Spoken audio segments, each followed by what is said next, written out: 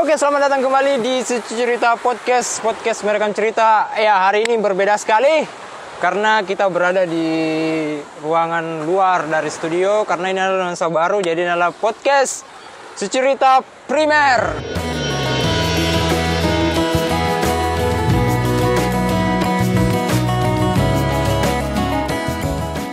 Hari ini kita mendatangi salah satu wisata sekaligus tempat konservasi karena mengingat hari-hari belakang-belakang ini banyak sekali yang tiba-tiba orang-orang itu kayak penggiat lingkungan, tiba-tiba dari belajar dari mana, tiba-tiba instan saya langsung keluar di media sosial, akhirnya mempengaruhi orang. Ini menjadi toksik sekali buat kita, maksudnya racun buat kita, racun buat netizen. Jadi sekarang kita sama biasa disapa Yusri Mamtie, tokoh masyarakat, tokoh penggiat lingkungan, konservasi juga. Kemarin juga sebelum terjun di dunia wisata dan konservasi penyu seperti ini, dia juga tokoh agama. Awal mulanya jadi tokoh agama, bagaimana? Tokoh agama tiba-tiba langsung bikin konservasi penyu, jadi founder Sahabat Penyu, bagaimana ceritanya? Iya, sebelumnya saya ucapkan terima kasih Bung Askar beserta Hilal, teman-teman tim. Begini, jadi Mampi ini kan dulunya daerah terisolasi. Terisolasi, kalau sudah hujan kita keluar itu susah karena itu kan bekas timbunan sawah, jalannya tanah sawah, jadi susah. Jadi segala sesuatu harus kita bisa pandai-pandai mengerjakan, termasuk tadi itu bilang tokoh agama. Sebenarnya bawa ke toko mungkin ya kurang pas juga, tapi paling tidak dulu kami pernah jadi remaja masjid di sini. Jadi setiap Jumat, bahkan Idul Fitri pun kami biasa dikasih kesempatan untuk bawa khutbah. Akhirnya bawa khutbah. Jadi setiap Ramadan, setiap Idul Fitri. Saya sempat 3 tahun itu bawa khutbah Idul Fitri maupun Idul Adha. Usia berapa itu, Pak? Saya usia 1 tahun, ya usia SMP lah, kelas 3 SMP. Kelas 3 SMP. Iya. Minimal 12 sampai 13. Iya. 10. 1 tahun setelah tamat SMP itu pada waktu itu, karena memang sebelumnya kan saya aktif membantu pelaksana tugas lah kepala dusun di sini. Jadi memang agak sedikit jadi asisten pribadi, ya, undang-undangan, menagih pajak apa dan lain-lain. Jadi memang dasar situ saya ada punya bekal ke masyarakat. Karena kalau dari segi pendidikan saya kan cuma sampai SMP. Alasan utamanya kenapa sampai SMP yaitu faktor kesibukan di kampung dan akses jalan tidak memungkinkan pada waktu itu untuk kami melanjutkan pendidikan ke kota. Nah, berbicara tentang lingkungan, Ya, menarik sekali ini karena belakangan ini kan ya kita tidak bisa pungkiri di Pulau Limandar itu, khususnya di daerah-daerah kota perkotaan ini mencuat yang namanya pembahasan sampah. Pembahasan sampah, ya betul.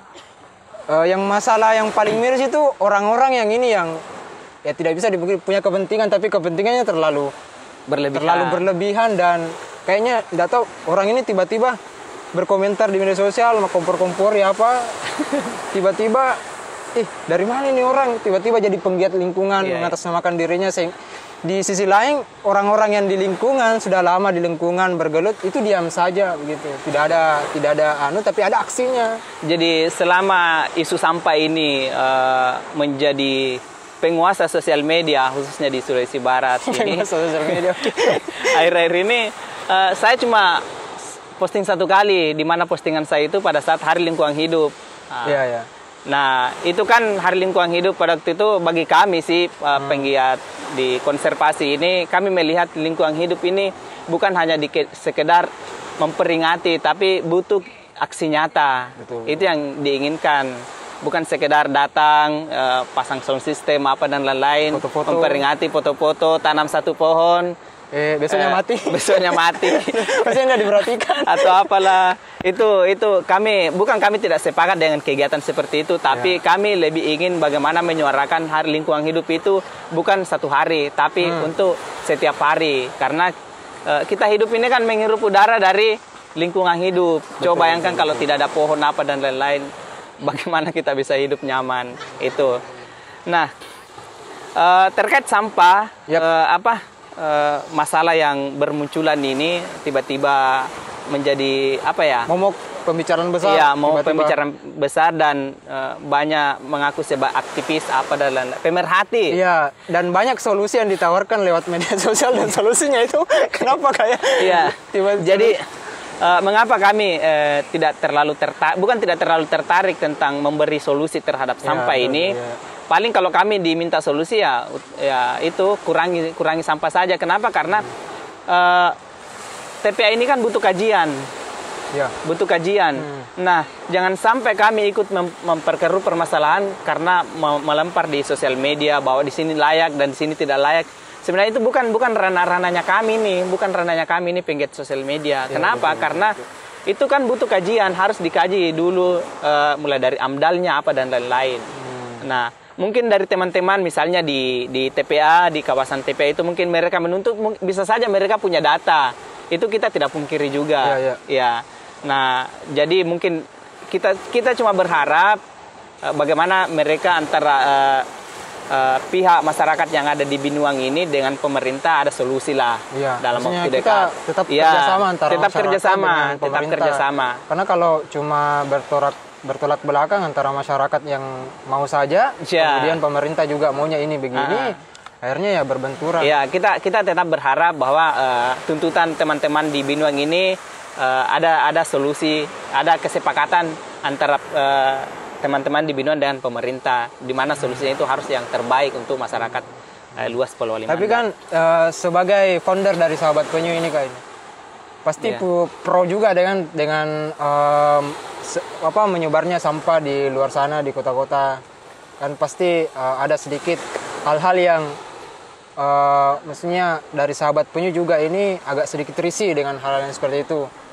Nah, bagaimana dari sisi penyu ini dengan sampah ini? Ini sih yang kita khawatirkan kan sejak dulu, bahwa sampah ini sebenarnya kalau di masyarakat pesisir itu produksi sampahnya boleh dikata tidak seberapa sih. Iya, betul. Produksi sampah daripada yang di perkotaan. Iya, produksi sampah di kota ini yang banyak. Nah, itu makanya kita gencar bagaimana masyarakat yang di perkotaan, khususnya dekat-dekat sungai juga, itu kan biasa sampahnya dibuang ke sungai. Kan sungai kan muaranya di sini, laut ke laut, jadi itu semua sampah ke laut.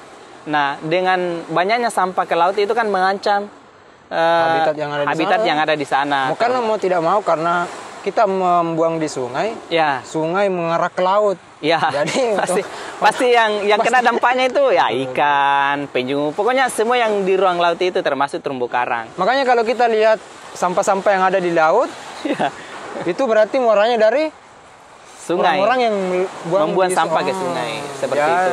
Jadi ya salah satu kesadaran lah yang harus ditingkatkan, karena kalau kita saling menyalahkan itu bukan solusi juga, tapi paling tidak kesadaran. Tapi itu yang terjadi, Kak. Dan ini yang terjadi kenapa banyak tumpukan sampah di mana-mana, karena ini yang saya pelajari selama ini, bahwa mereka kan membayar retribusi. Iya kan? Mereka merasa bahwa saya sudah bayar, saya sudah selesai. Ini terjadinya tumpukan sampah ini bukan karena saya, urusan petugas ini, saya sudah bayar kok. Nah, ini yang muncul. Nah, ini yang jadi masalah. Dan hal itu dibuktikan dengan banyaknya status di sosial media bahwa sampah di depan ini belum diangkut padahal kami sudah bayar. Iya, terlihat foto-foto di media sosial itu. Padahal kalau kita berbicara aturan tentang sampah, itu kan tidak semua sampah harus masuk ke TPA. Karena kami juga bukan ahli, tapi paling tidak misalnya daun pokoknya daun ranting-ranting itu seharusnya gitu tidak harus sampai ke TPA, karena daun-daun inilah yang bisa menimbulkan aroma yang tidak sedap ketika masuk di TPA. Karena bercampur. Seharusnya itu kan dicarikan cara lain, digali ditimbun. Tapi kan pada umumnya masyarakat dimanapun itu maunya simpel, dia tumpuk berharap ada petugas datang ambil diangkut, karena merasa bahwa kewajiban saya sudah selesai membayar retribusi. Jadi kalau ada terjadi tumpukan itu bukan kesalahan kami. Itu yang masih ada, sehingga kami berharap bagaimanalah kesadaran ini bukan menghilangkan plastik Karena iya, kalau karena kalau mau menghilangkan plastik kayaknya susah sekali. susah sekali nih. Paling tidak kita tekan mengurangi Pemakaian sampah plastik yang satu kali pakai ya begitu. Di satu sisi ini juga sebenarnya saya berharap misalnya pemerintah, dari segi pemerintah ini sudah gencar-gencarnya melakukan upaya pencegahan pengurangan sampah plastik. Tapi kami juga berharap dari penggiat pemerhati lingkungan ini, kalau ada kegiatan pelatihan seminar yang dilakukan oleh pemerintah, bukan undang. Maksud saya itu snack apa dan lain-lain. Kenapa harus menggunakan misalnya plastik, masih ada kue yang menggunakan plastik. Di kotanya itu masih menggunakan air kemasan plastik. Kenapa tidak sediakan misalnya air galon isi ulang? Pesertanya bawa tumbler. Pesertanya sendiri. Ya, ini kan misalnya peserta itu kan orang-orang dari orang dinas sendiri. Jadi misalnya kadisnya perintahkan di instansi ini, instansi A seumpama, oh di kantor ini tidak boleh lagi ada menggunakan botol plastik, seumpamanya. Iya, gelas-gelas aqua itu. Semua wajib bawa tempat air. Tempat air sendiri. Ya, itu kan hal-hal sederhana sebenarnya. Gerakan-gerakan begitulah dulu ditimbulkan sehingga ini bisa menjadi contoh untuk masyarakat umum.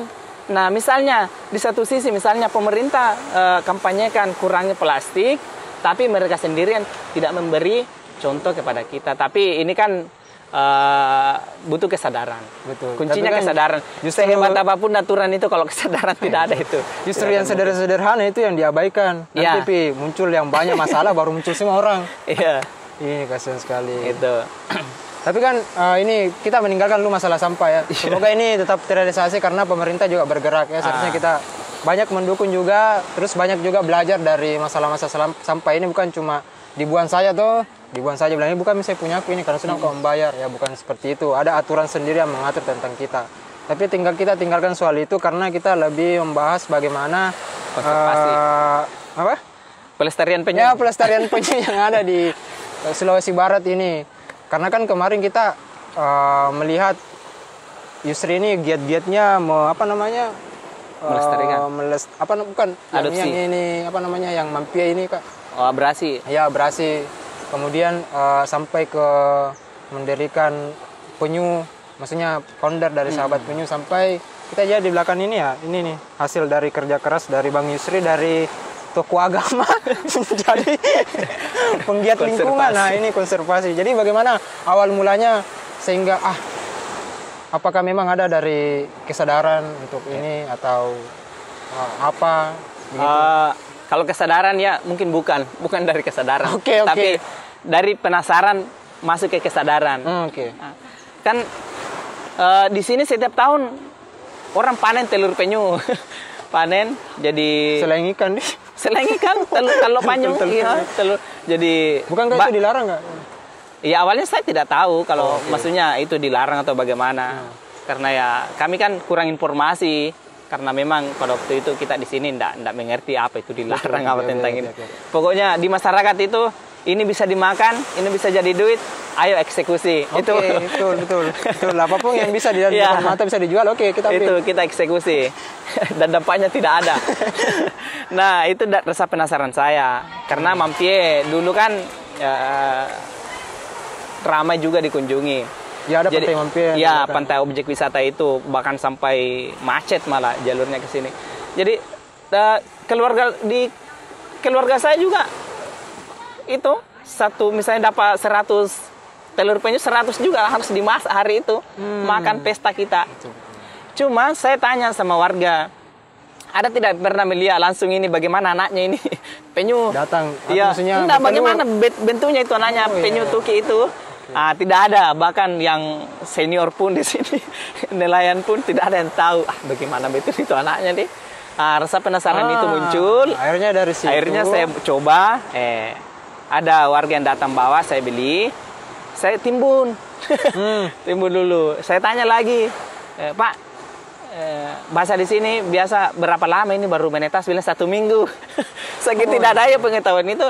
Dengan spontan dia bilang 1 minggu. Nah, saya bilang 1 minggu.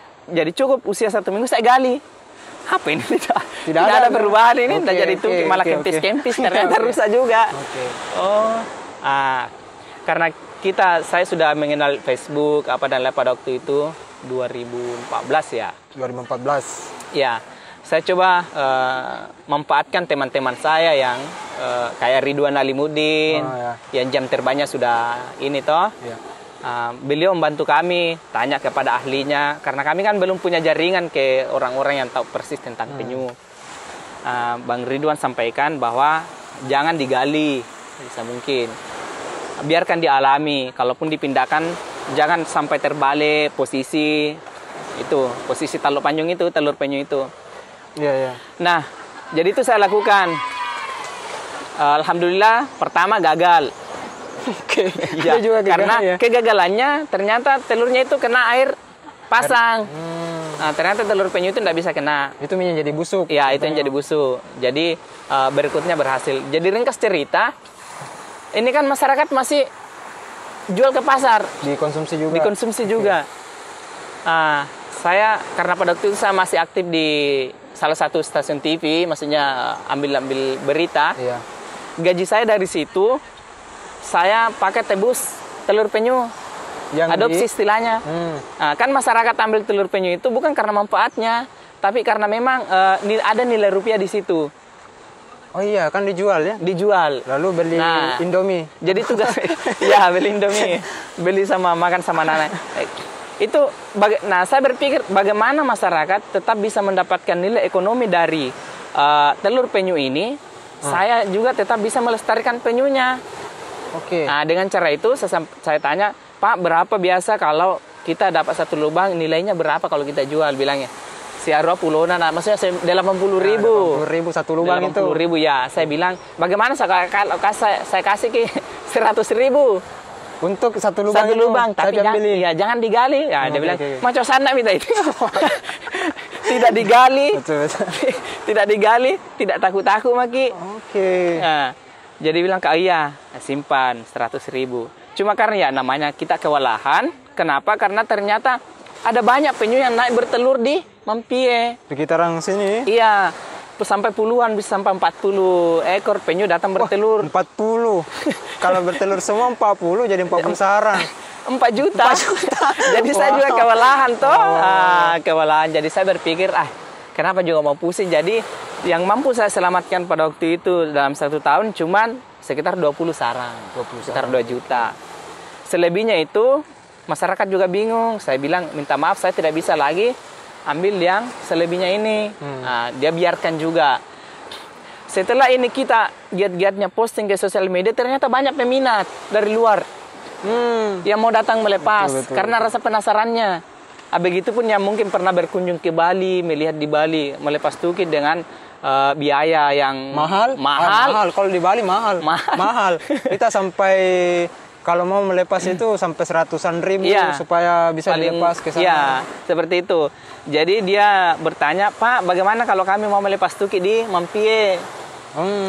Saya bilang, begini, kalau kita mau melepas tukik, kita biayai saja ini 1 lubang. 1 lubang, kemudian nanti jadi, dipiara lubangnya. Jadi sampai situ, saya hitung, dia sekitar 300.000 lah 1 lubang. 300.000 ini kita bagi 100.000 untuk masyarakat yang menemukan ini, 100.000 untuk komunitas sahabat penyu. Oke, masuk di kasnya. Masuk di kas. 100.000-nya ini untuk kita kembalikan ke masyarakat untuk bantuan sosial. Kan setiap tahun itu kita memberi apresiasi lah kepada masyarakat yang banyak menyelamatkan tukik. Nah, itu yang berlangsung hingga saat ini yang kita sebut adopsi, gerakan adopsi telur penyu. Tapi masih berlangsung sampai sekarang? Masih berlangsung. Jadi ya kalau umpamanya musim bertelur penyu ini, karena pasti ada yang bertanya-tanya, kayaknya setiap bulan gini bertelur penyu ini. Boleh gini kayaknya mengadopsi ini. Telepon saya Yusri. Bagaimana musimnya kalau jadi bertelur? Musim penyu bertelur itu di akhir bulan 3. Akhir bulan 3. Iya, sampai bulan 7. Itu masih ada. Berarti jadi sekarang ada? Ada sekarang.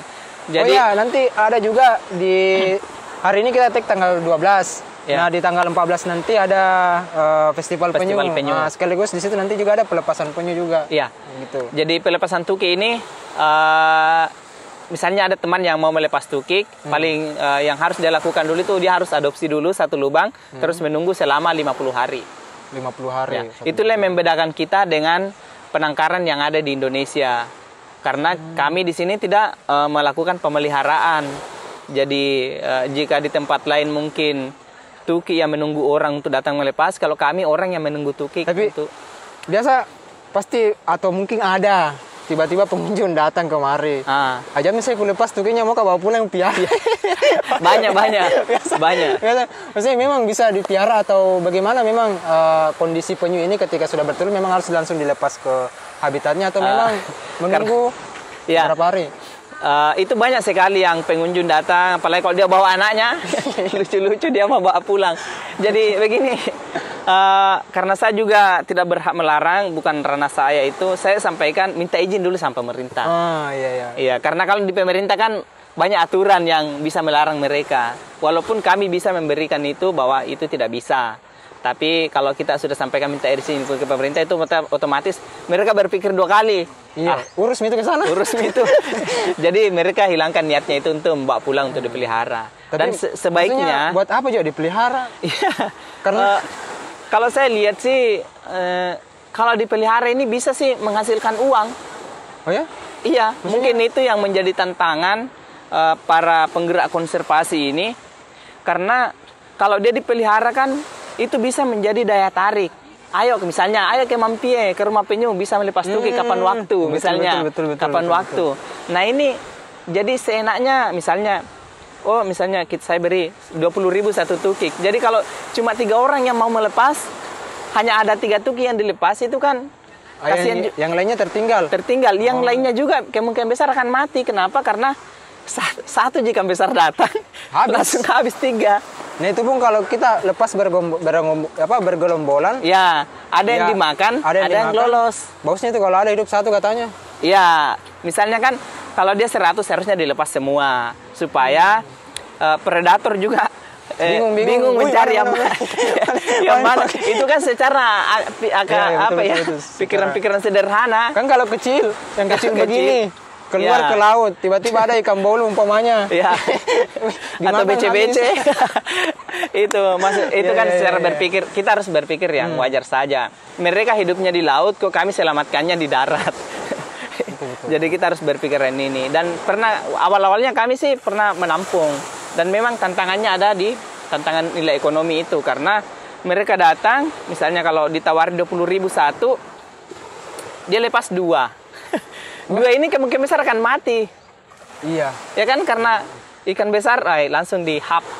Yang lain tidak ada yang mengecoh penglihatannya ikan besar ini. Yang lainnya juga tinggal. Naluri berburunya hilang. Karena dianggap bahwa bak penampungan ini, kolam inilah rumahku nih. Rumah saya ini. Betul. Karena dari dalam tanah, dalam yang gelap, tiba-tiba tempat yang Pokoknya kan ditangkarkan sampai 10 hari. Bilang ini air rumahku ini karena setiap hari ketemu. Tiba-tiba ada orang yang lepas. Wih, apa ini? Kenapa luas sekali? Walaupun mungkin itu, misalnya, walaupun mungkin kami si pemelihara mungkin menganggap kami jamin udang apa dan lain-lain. Tapi misalnya contoh, askar saya simpang di penjara. Ya toh? Ya memang cocok. Ya cocok. Baru saya kasih sate tiap hari, ayam goreng. Tapi di satu sih itu bukan jaminan bagi dia untuk dia bahagia, dia tidak stres, dia tidak mati. Dan ternyata makanan itu bukan jaminan kebahagiaan dia, tapi alamlah yang menjamin dia untuk bahagia.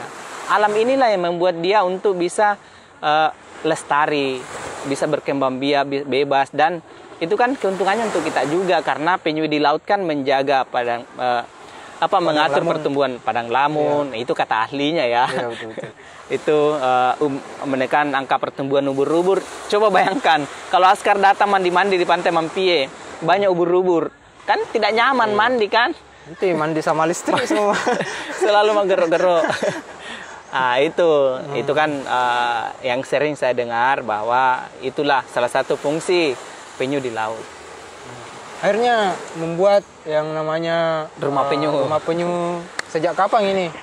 Dari awal pertama menyelamatkan telur-telur, akhirnya punya akses mungkin di luar, buat rumah penyu buat Jadi sahabat penyu? awalnya gerakan kami ini murni gerakan apa ya?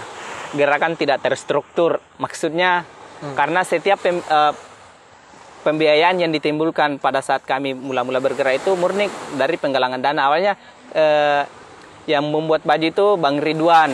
Iya. Jadi semua keuntungannya itu dimasukkan ke kami di Sahabat Penyu untuk operasional kami di sini. Nah, ternyata belakangan terus teman-teman media juga peran aktif teman-teman media di gerakan kami ini cukup membantu sehingga sampai ke pemerintah, baik itu pemerintah daerah sampai ke pusat. Sampai ke pusat. Ya. Nah, dari situ langsung orang dirjen berkunjung ke orangnya dari Dirjen Kementerian Kelautan berkunjung ke rumah penyu, dibantulah kami kayak galeri, ada gazebo, fasilitas-fasilitas yang dibutuhkan lah di sini. Ya. Termasuk dari pemerintah Provinsi Sulawesi Barat, dalam hal ini Pak Gubernur memberikan seperti yang kita lihat di belakang ini Pak Askar ini. Yang ini. Ya, rumah segitiga. Rumah segitiga, tapi ini kan kayak rumah yang menjadi impiannya orang biasa. Kenapa kami di rumah penyu ini semua konsepnya harus unik? Karena target kami adalah kaum milenial. Kaum milenial. Jadi begitu dia masuk ke sini kan untuk membantu kami mengkampanyekan agar kami dibantu untuk mengkampanyekan tentang keberadaan penyu. Jadi kita buat seunik mungkin bangunan yang ada, fasilitas yang ada di rumah penyu ini bisa menjadi spot foto. Nah, coba bayangkan kalau dalam 1 minggu ada 100 orang yang berkunjung ke sini tuh berapa? Dalam 1 orang kan pertemanannya di sosial media itu berapa coba? Ya kan kalau saya ada 3.000. 3.000. 4.000 dulu karena banyak sekali yang berkeluar-keluar tidak ada aksinya akhirnya saya coba kalau Askar kan misalnya posting 1 kali rumah penyu ada 4.000, atarulah 2.000 yang menyaksikan itu kan kami sangat terbantu. Betul. Promosi secara tidak langsung. Sehingga kami sebisa mungkin memilenialkan ya penyu ini. Bagaimana penyu ini ikut tren-tren yang ada. Tapi memang di sini memang salah satu spot pendaratan penyu atau memang ada di tempat lain? Kalau di Sulawesi Barat, kalau yang bukan pulau ya. Iya. Kalau data kami untuk sementara di Tanjung Buku yang paling banyak. Tanjung Buku. Setiap tahunnya itu bisa sampai 100 lebih penyu mendarat di sana. Wow. Tuh coba bayangkan. Cuma ya kita berharap sih bagaimana sosialisasi dari mitra kami dalam hal ini dinas terkait ataupun petugas terus melakukan pencegahan itu. Ya atau kan, paling tidak mencari solusi lah. Karena kalau kita sendiri yang dari komunitas ya dengarkan dari masyarakat terbatas. Kita juga hindari benturan. Karena masyarakat lagi-lagi masyarakat kan ambil seperti itu karena ada faktor nilai ekonomi di dalamnya. Mereka juga mungkin karena belum tahu apa fungsi penyu di laut. Gitu. Narkoba saja masih orang jelas-jelas merusak masih apalagi ini kan hampir masyarakat tidak menemukan efek sampingnya. Tapi pernah katanya dapat penghargaan dari Kementerian Pusat. Iya. Semacam apa maksudnya?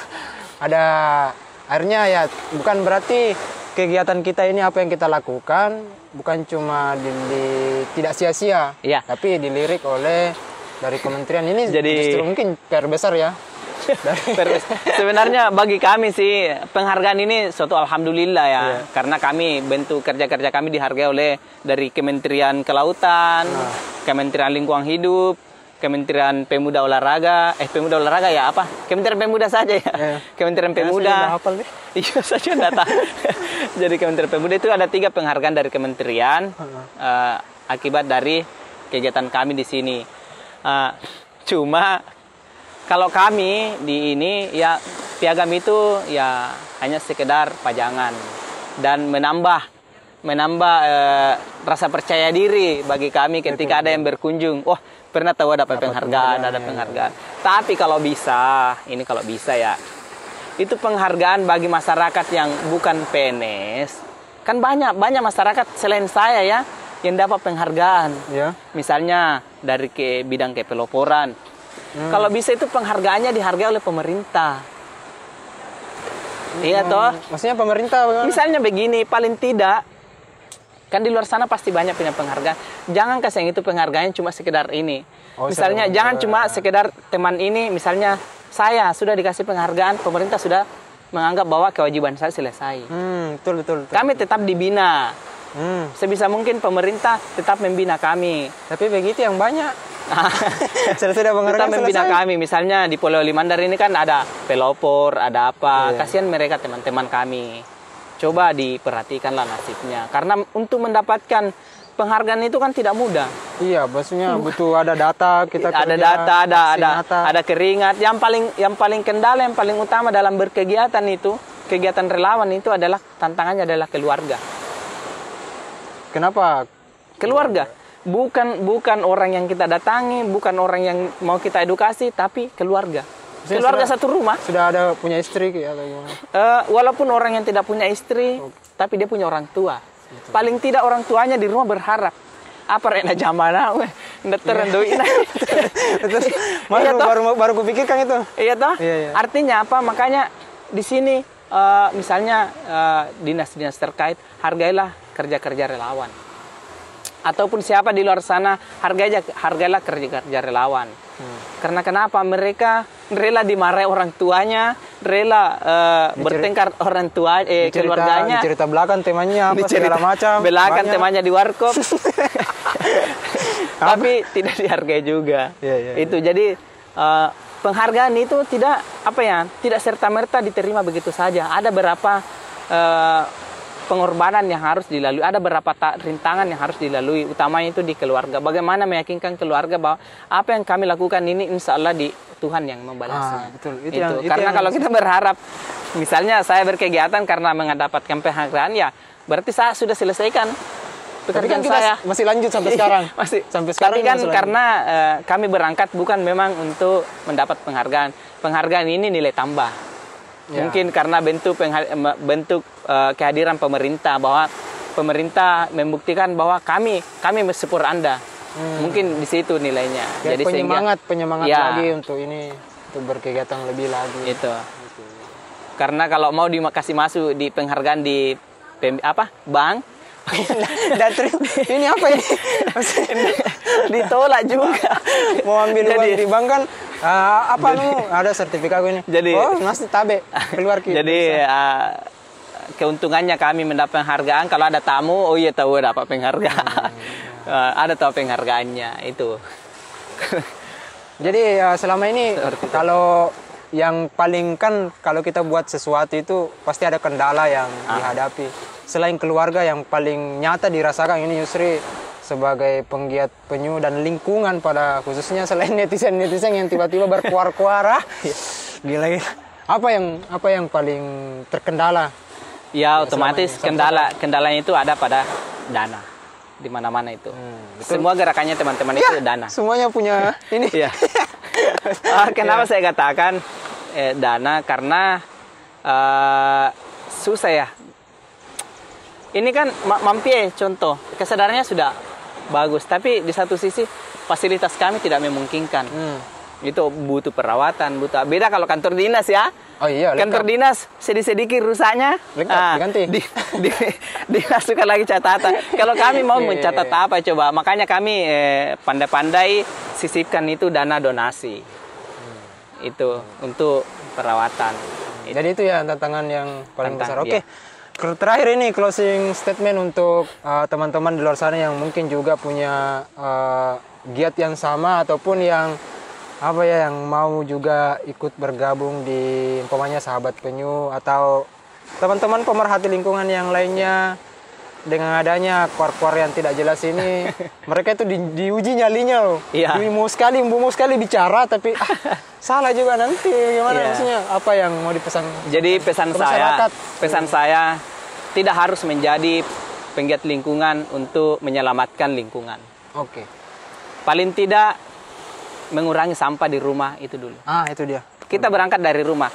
Jangan kita melihat gajah di laut, semut di laut, gajah di depan mata tidak kelihatan. Ya, betul. Itu maksudnya begini, jika sudah tidak ada sampah plastik yang berserakan di halaman rumah kita, itu sudah nilainya luar biasa. Masih banyak saya. Coba bayangkan kalau kita melihat suka protes sampah di jalan, sampah di mana-mana bertumpu di satu sisi, kita di rumah makan Indomie buang kemasannya di bawah rumah, itu belum layak dikategorikan pemerhati. Kalau dia masih anggap dirinya pemerhati karena suka urusi sampah di luar, di satu sisi sampah di rumahnya belum, itu mungkin cuma menjadi perhatian saja, cari-cari perhatian. Jadi sampah juga bergantung dengan lingkungan, terutama di laut, terutama penyu ini juga sangat, ya bisa dibilang sangat berpengaruh. Banyak sekali itu foto-foto yang dilihat penyu-penyu yang ada yang masuk di sampahnya, di perutnya, ada yang tumbuh kembangnya itu kayak mengecil begini, perutnya yang kayak karena ada plastik yang masuk dalam tubuhnya, akhirnya besar itu ya. Begitu tumbuh kembangnya tidak jelas. Jadi terus bekerja untuk lingkungan. Tidak perlu keluar-keluar karena sudah ada aksi nyata banyak. Iya. Paling tidak bentuk kita adalah gerakan. Gerakan. Jadilah contoh untuk 5 orang saja dulu. Tak usah banyak orang. 5 orang saja kita mampu pengaruhi ke arah yang lebih baik, itu sudah luar biasa. Rumah Penyu siap terbuka untuk siapapun yang ingin belajar, baik dari konservasi maupun lingkungan. Silakan Bang Yusri selalu stay di sini. Siap. Siapapun yang bisa datang, mulai dari usia, pokoknya sudah berpikir lah tentang bagaimana caranya buang sampah, kelola sampah, silakan datang ke sini karena itu sudah berpengaruh sekali ya tentang kehidupan sini. Oke, terima kasih banyak. Terima kasih Kak Yusri ini sudah menerima kami di tempatnya di Rumah Penyu. Mau juga ikut dengan podcast Cerita edisi outdoor karena ini primer. Spesial sekali karena kita langsung datangi orangnya, kita langsung datangi tempatnya untuk terlalu dimanja saya hari ini. Kenapa? Karena didatangi. kita juga tidak punya apa-apa di sini. Tapi ya terima kasih banyak ya sudah hadir, sudah bisa menemani kita. Oke.